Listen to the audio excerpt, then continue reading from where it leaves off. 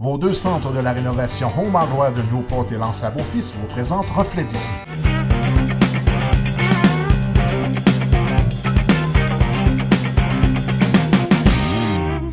Le musée L'Échafaud, situé près du quai à Percé, présente une nouvelle exposition pour souligner les 90 ans qu'aurait Suzanne Guitté, artiste de Percé. Jean-Louis Lebreu nous présente cette exposition. Chaque année, depuis 33 ans, à tous les étés, le musée présente deux expositions, entièrement nouvelles d'ailleurs. Et cet été, l'exposition, je dirais, dans la salle du rez-de-chaussée est consacrée à Suzanne Guitté et Alberto Tommi. Donc Suzanne Guitté est une artiste gaspésienne, en fait née à New Richmond, mais qui a vécu à Percé depuis 1937, quand sa famille s'y est installée.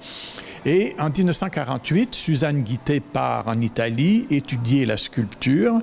Elle y rencontre Alberto Tommi, le peintre d'origine toscane. Alors, ils se sont mariés là-bas et ensemble, ils sont revenus au Québec la même année.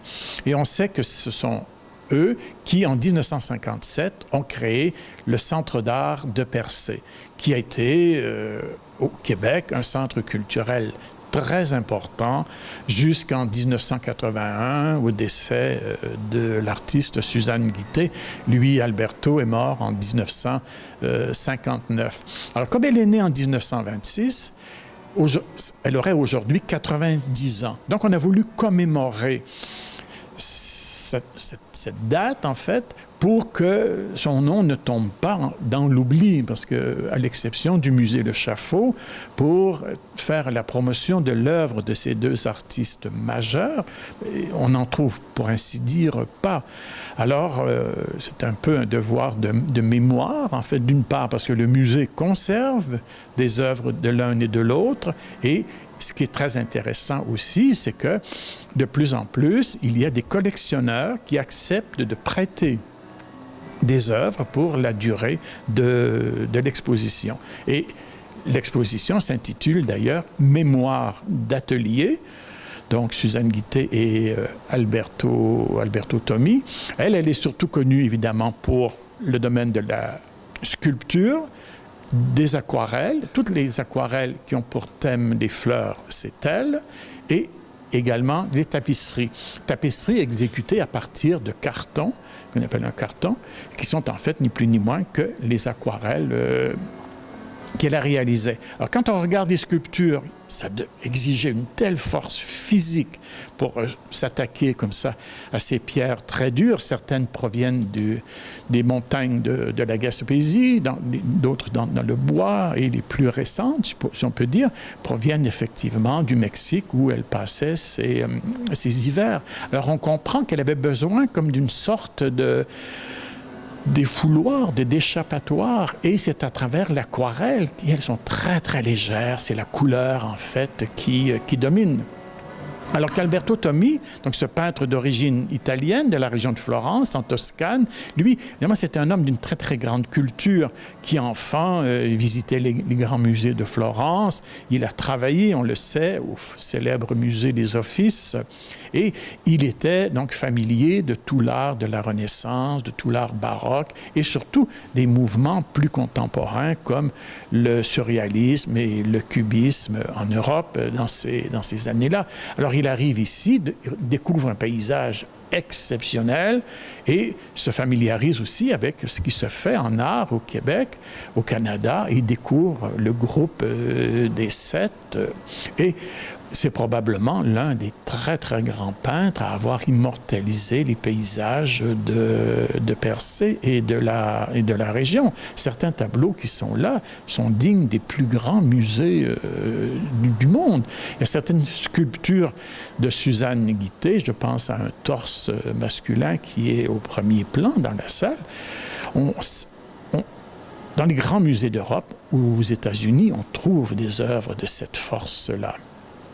Et en haut, c'est un peintre d'origine française qui, lui, habite le Québec depuis un certain nombre d'années. Et on prépare cette exposition depuis 2007. Donc de 2007 à 2016.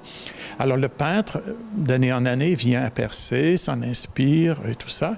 Alors ce qui est très intéressant dans son exposition, c'est qu'au départ, il y a des aquarelles, mais d'une technique complètement différente de celle de Suzanne Guittet, à laquelle il ajoute d'autres médias. Et puis, on arrive dans une section où il a peint sur des cailloux. Et tous ces cailloux proviennent de la plage du coin du banc.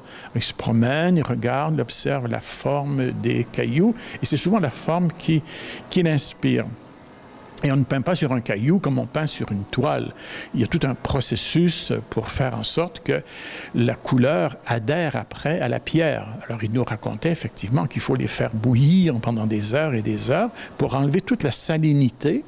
Et après, là, le pigment qui est posé sur la pierre est fixé à jamais, si on peut dire, à moins d'échapper la pierre et de la casser.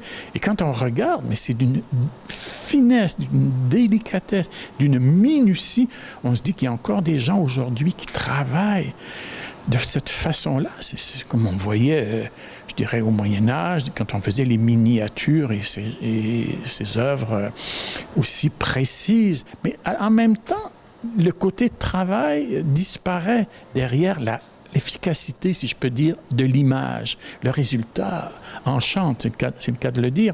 Et plus on regarde, plus on observe, on reconnaît effectivement des éléments de l'architecture du paysage de la région, de Percé en particulier.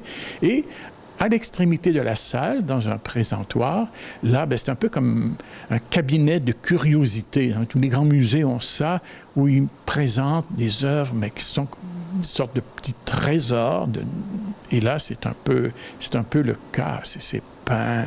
Et on retrouve des influences de différents peintres européens qu'il a côtoyés et tout cela. Et l'exposition d'en haut s'intitule justement « Les saisons d'un été », parce en un seul été, on peut connaître non seulement différentes météos, mais aussi des couleurs, des lumières. Et c'est ça, en fait, l'œuvre d'art, c'est d'avoir réussi à saisir toute la lumière qui est exprimée à travers des éléments, des motifs qui ont captivé l'intérêt du peintre.